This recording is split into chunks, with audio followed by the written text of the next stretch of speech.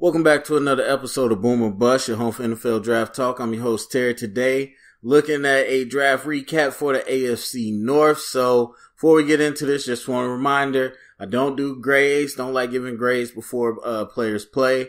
Also, I don't know these teams intimately, so I don't know everybody's situation, so I'm more focused on talking about the prospects and my thoughts on them. And I want to emphasize that I got some blowback already. I'm going to say it again. I don't follow your teams closely like my team. So I don't know who went where and what free agent you got here. I know the main things, and that's why I try to stick more towards the prospects you pick and not talk so much about what your roster looks like. But I try to do my best to stay unbiased about it. So with all that being said, let's jump first to the Cincinnati Bengals. Now, Bengals ended up trading for Cordy Glenn. I always say his name, Cordy Glenn. Sorry, from the Buffalo Bills. And honestly, the Bengals O-line hasn't been the same since they lost Zeitler, and then they just lost Whitworth. And so they really been trying to retool that offensive line. And they thought the two tackles that they picked up in the draft with Jake Fisher and Abuye would work. But it didn't seem to bear the fruit that they wanted. So getting Glenn really helps out. And now you get Billy Price, one of my favorite players in the draft, let alone one of my favorite offensive linemen. I see a lot of people saying it was too high to go for him. And you had other interior linemen go in the second round lower than expected, except Frank Ragnow, which was ridiculous. So some people feel like, oh, you could have got a guy in the second. I think Billy Price is a leader and a difference maker, not just because of his ability at center, but he's got flexibility between the guards position, and he's got uber athleticism. I think he really changed what you can do at the pivot, and will be real big for not only the offensive line, but just the mentality as the offense as well. Then you get Jesse Bates, a late riser who really seemed like he was going to be that surprise first round pick that came in, the week or so before the draft, but ended up falling further than we thought. But this is a true full-fledged free safety. You talking about a guy that can play middle of the field to sideline, not super fast, but he can do it. He works hard to have that range, but he can patrol the back end. And he's a good safety net as far as a tackler. He's not going to come down and change the run game, but he is going to be in the right spot, and he understands angles. So Jesse is a guy that a lot of people were excited about. I was excited about. Thought he'd go a lot higher than this, so I think Bengals ended up getting a pretty good pick with Jesse Bates. Then you got Sam Hubbard out of Ohio State, who free fell. I wouldn't say free fell, but compared to where people thought, it was a free fall. Me personally, I never was a fan of Sam Hubbard as a first rounder or anything. I thought he was a decent prospect, but a lot of people I felt were kind of overlooking his game tape, like where he was not that effective as people wanted to make him out to be. And so the whole narrative about how good he was in first round, and he ends up going third round, but that doesn't mean he can't be good. Now, he's a former safety, and he's gotten bigger, and he's got a frame to get bigger. But I thought he would be a better stand-up not stand-up DN, but a stand-up backer in the odd front. So you're talking about Cincinnati possibly putting his hand in the dirt. That'll be something that I think will take away from his potential, because he's done it in Ohio State, but I just think he's going to be better off being able to stand up and play in space. I think he sets a really good edge. I think he has good hand play for a guy that wasn't a D lineman. But as far as his bend, I don't see it around the edge. And that first step isn't that great. So it's hard to see him ever becoming explosive sack artist. But, you get to Cincinnati, there's some pieces there. So hopefully they could train him up.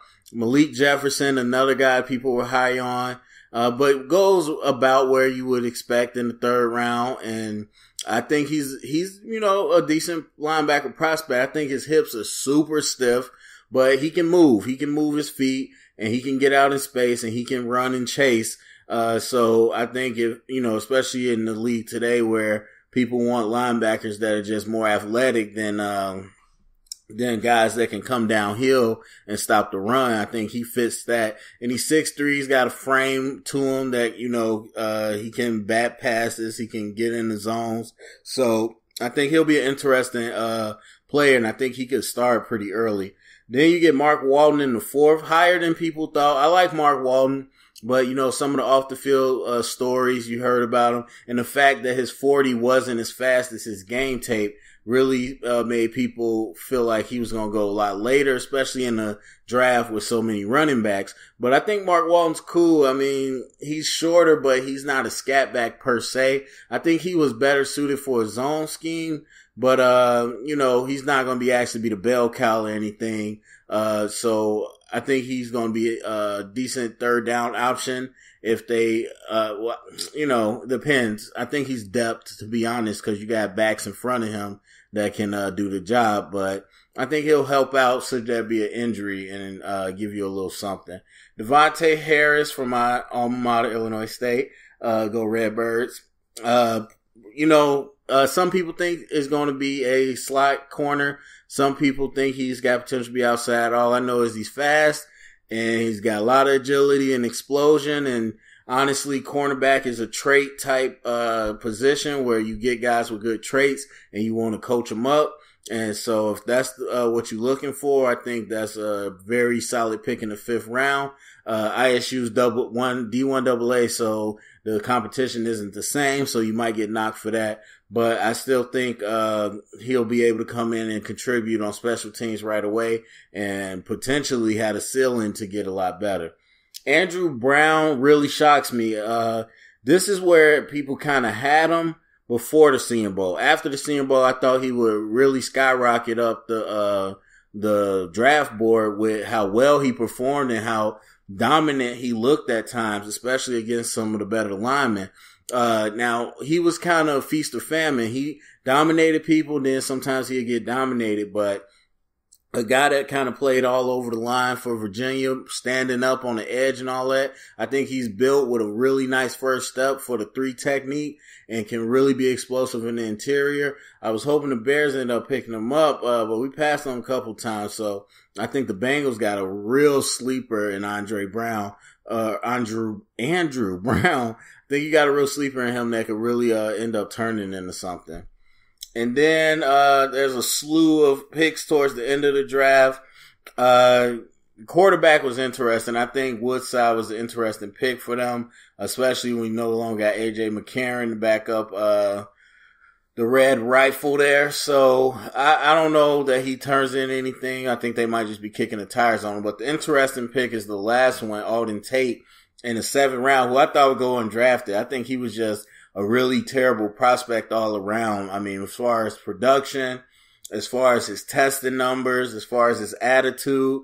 But, you don't get size like that often. And honestly, he's just a guy that didn't fulfill his potential because of his work ethic.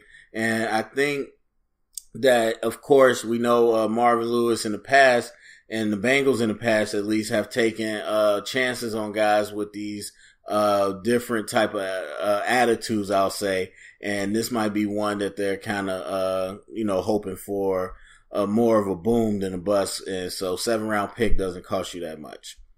Moving on to the Cleveland Browns, the team of the hour.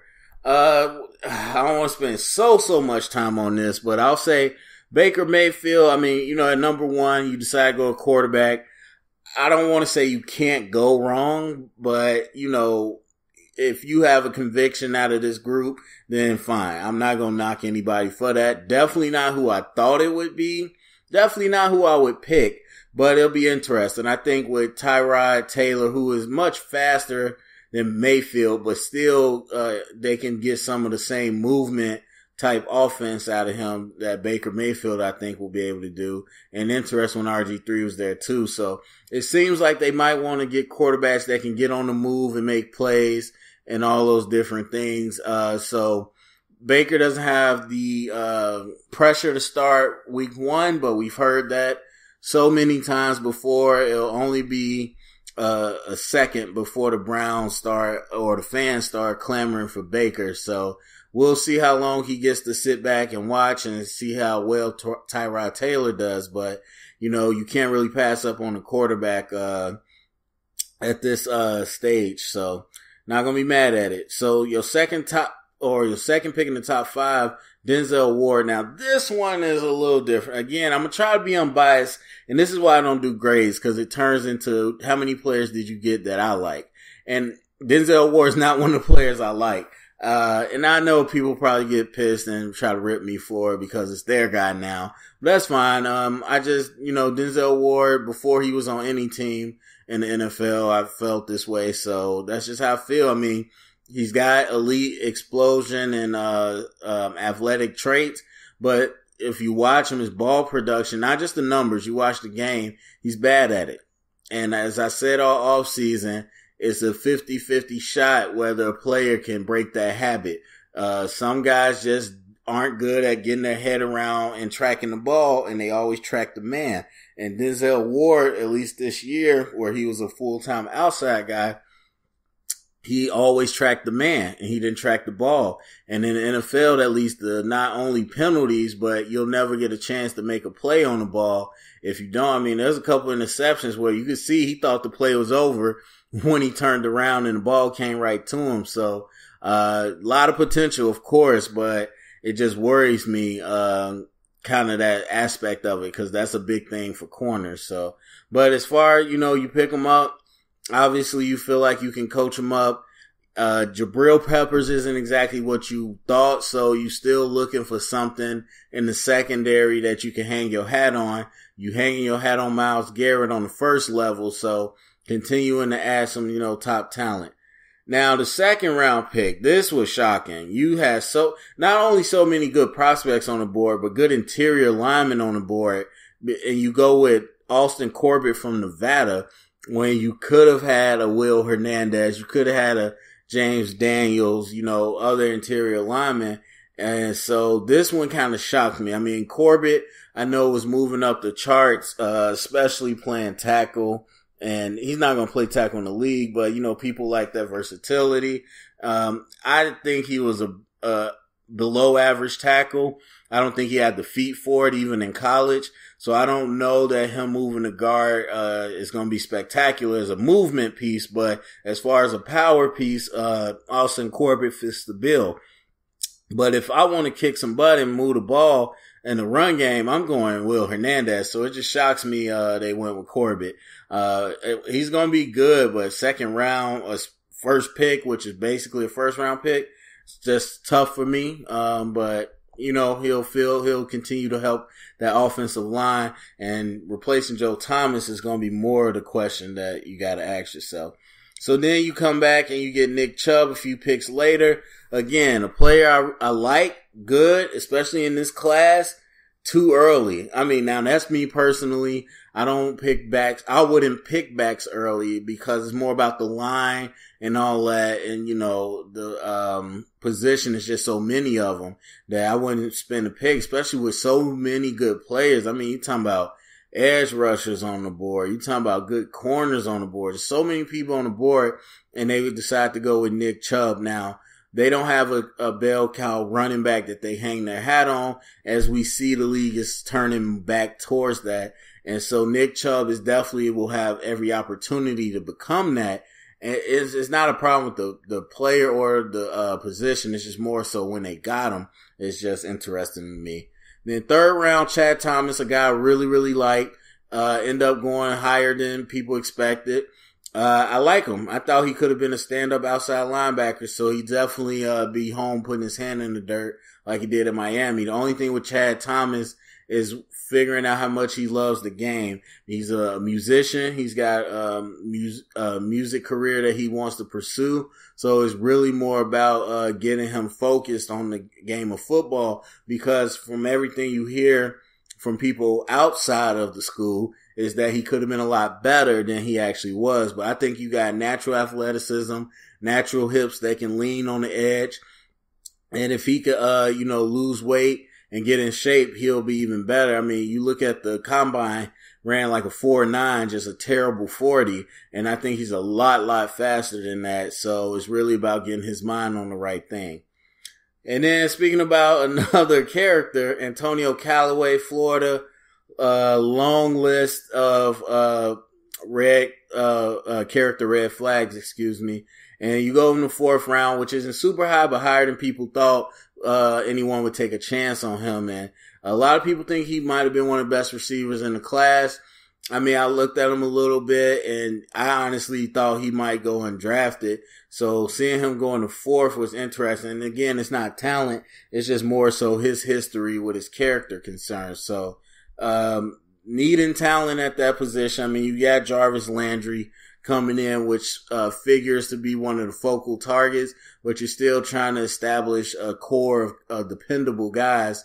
And, swinging on talent in the 4th round doesn't cost you that much, especially with how many picks the Browns got. So, should be interesting to see, if he can stay on the straight and narrow. Then you get Jannard Avery, 5th round. Memphis, another guy that I really liked. I think they listed him as an inside backer. It was interesting to see what teams would try to do with him because he played, kind of back and forth in Memphis, but mostly he was on the outside. Now he's way undersized to be a outside linebacker, but he has the dog in him. He has the dog to rush the passer. He has the, hand play. And I think he is pretty good at it, but you can't put him there full time. So I think blitzing him and whatnot, he's going to be a lot more effective in those type of packages as he kind of works. But honestly, I see his instincts in zone, his ability to react to the quarterback, to read screens and to go from the stack position and come downhill. I think he's going to pick up inside linebacker a lot quicker than people expect, and he might end up being a pretty good steal for the Browns. Then they just got a couple more guys at the end. So then moving on to the Ravens, and all these teams got hell of picks, like a whole bunch of picks. You go to Ravens, you get these trade backs, and then they end up picking Hayden Hurst.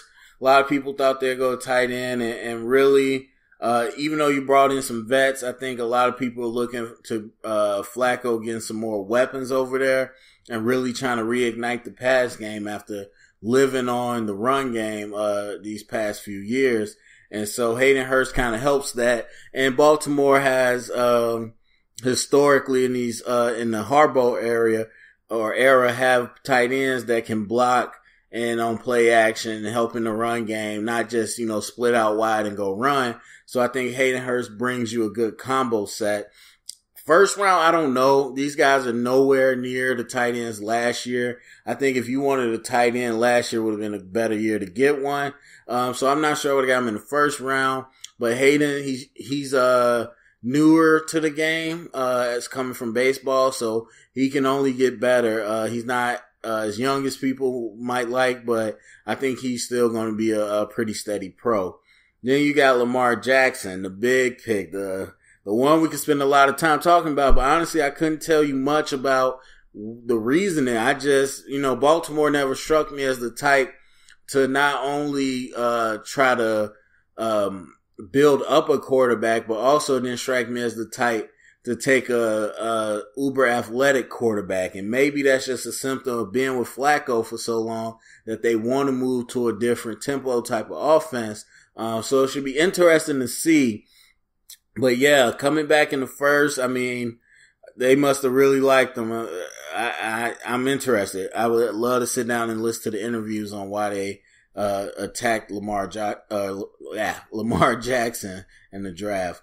3rd round, you get Orlando Brown, who failed combine issues, work ethic issues, and honestly, Orlando Brown, he's always been the biggest guy in the room, man. And I think players these days are a little softer than they are, and they a little more entitled, but definitely the star players. And I don't know him personally, so I'm not going to attack him, but from the things I've watched behind the scenes with him and in practice and after the way he reacted to the combine, it just seems like he expects things to come a little more easier than they have.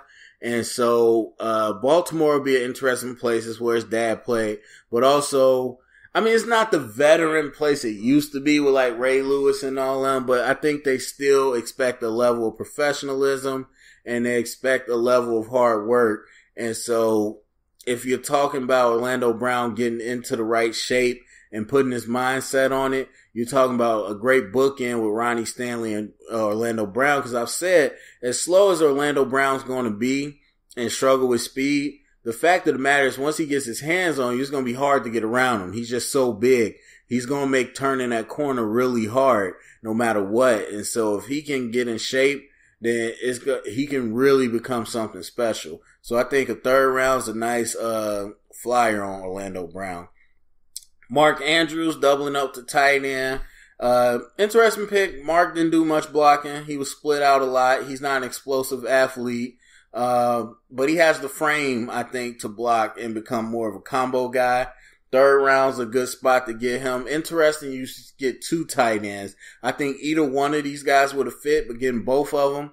Now, I've seen them run a number of 2 tight end sets, and again, I don't know if Max Williams is still there or not, or, what the tight end situation is, but it seems like they want to keep those tight ends stockpiled, kind of like Alabama does. Speaking of Alabama, you get Anthony Everett, Bama guy, and I think Ozzie Newsome, even though he's not going to be the GM, still is going to have that connection with Bama at Baltimore. And Everett, I think he's a project. He's definitely got the speed and the tools, but that's a guy that definitely needs more experience and more coaching up. So it should be interesting to see what you can do with him. And Kenny Young, another guy that's, I think going to give you some special teams ability. Definitely a guy that, has a motor to get to the ball and, can continue to get, coached up and learn behind those linebackers. Jaleel Scott. I think he's super underrated. He went higher than I expected, but super underrated. I mean, 6'5", real long frame, real nice catch radius, explosive. He's not just tall and long. He can go up and get the ball. And because of where he played, I think he's a little undervalued. So it'll be interesting. I think that's a really good target to get. As I said, trying to get Flacco more weapons. Jordan Lastly, he's a character concern, a big one. But he definitely produces and he, can get behind teams in the vertical game, and he can be a solid target for the most part. I think he drops too many easy passes, to be honest with you, but this is definitely a guy that you got to get his head in the game. And so, interesting. I mean, Harbaugh's been a good players coach, as far as we know so far, and Ozzie, and they get those guys in there and they either get them on the right track or get them out. So, I think it's interesting. I'm always interested on which teams take chances on character guys. Baltimore, I think, is a place that they could get him on straight. I don't think he's going to walk into any opportunities on the roster, but if you can get him focused on the right track, I think he'll be a big player. Deshaun Elliott, I know teams weren't high on him. I liked him. And so him going that low, I'm not super shocked about because teams didn't rate him that high. But I thought he was pretty good. I didn't think he was the best. I thought some of the interceptions and stuff he got in college weren't going to happen for him in the league. But I thought he plays with enough toughness and physicality in the run game that he could become a strong safety. Now, he could get bigger, and maybe his play strength is something people are worried about. But I still think his demeanor in the run game is something I would have took a swing at. And then in coverage, he produced on the ball. He might not be the best in coverage, but I think he's aware enough where he won't kill you. At least having him in short zone or, man coverage out of the backfield, things of that nature. So I think that's a good pickup in the 6th. Greg Sinnett, project. I mean, looked terrible on the film, to be honest, but a project. Bradley Bozeman, another Bama guy, steady Eddie type guy. I thought he was pretty good. Center's an undervalued position. Some people might not think he could play guard. I personally think he could play guard, so I like that pick as well. Now, let's get to our last team, the Pittsburgh Steelers, perennial playoff. So, number one, you get a safety, And a lot of people thought safety would be a pick. And I was playing a mock draft game this year. And I had the Steelers as one of my teams. And I went with Ronnie Harrison in the first round. Well, depends. Sean Davis kind of has mixed opinions between people. But either way, he's more of the cover guy. And so I thought it'd be nice to get a guy that's more of an enforcer. Ronnie Harrison can still cover in the back end. He's not a single high safety guy, but I think he can help you with cover 2 looks and then come up in a run as a strong safety. So I thought it'd be nice to get Ronnie Harrison, but they went with Terrell Edmonds, shocked a lot of people. Didn't have much tape, didn't get to evaluate him, so it really hurts. But from what we do know is he's a physical freak like his brother. Not exactly like his brother, who's like 6'5" and all that, but he tests super high. And I seen a couple plays that Terrell made, but again, didn't get a chance to fully evaluate him. So interesting pick. I'm curious to see how he works out. And then you get James Washington, then Martavis Bryant gets traded. James Washington, not the body type that I expected for Pittsburgh. I mean, AB is kind of different, but outside of AB is more of those taller guys, those height, weight, speed guys that they tend to get. So James Washington was an interesting pick for me because he doesn't have he's more compact. He's built more like a running back. And so I'm interested on how they're going to use him. I'm just thinking about AB is always going to be able to get his. Juju Smith, he's gonna be okay. It's gonna depend because you really don't have any speed outside of Brown now. If Brown continues to get all the deep coverage, which he should, but they could kill him underneath.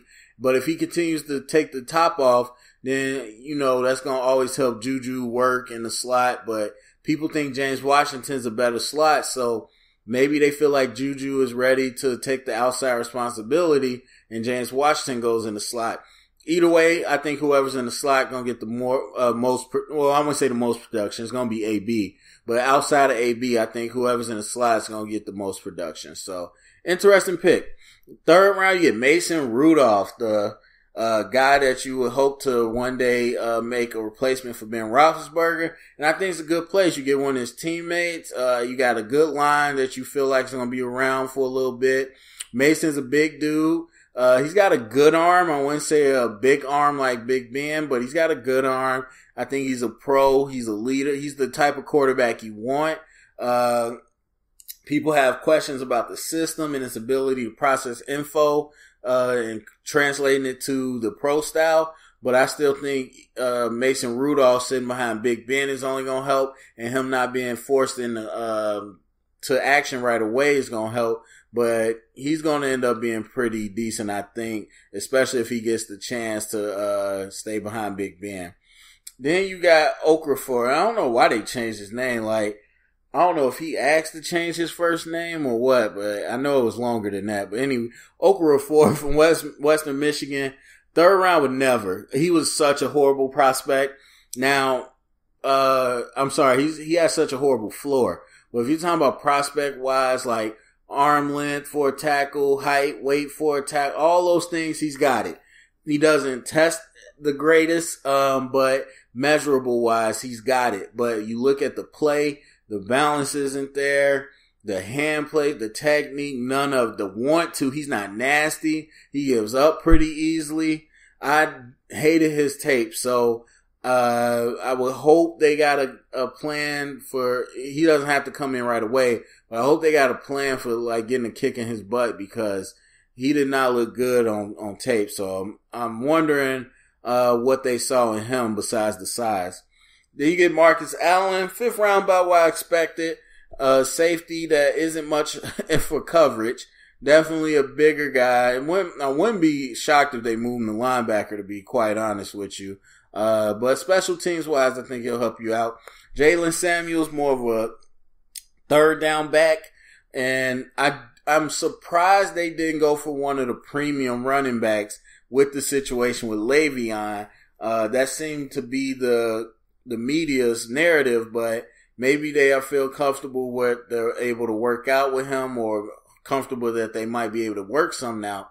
But Jalen I never would say he's a workhorse.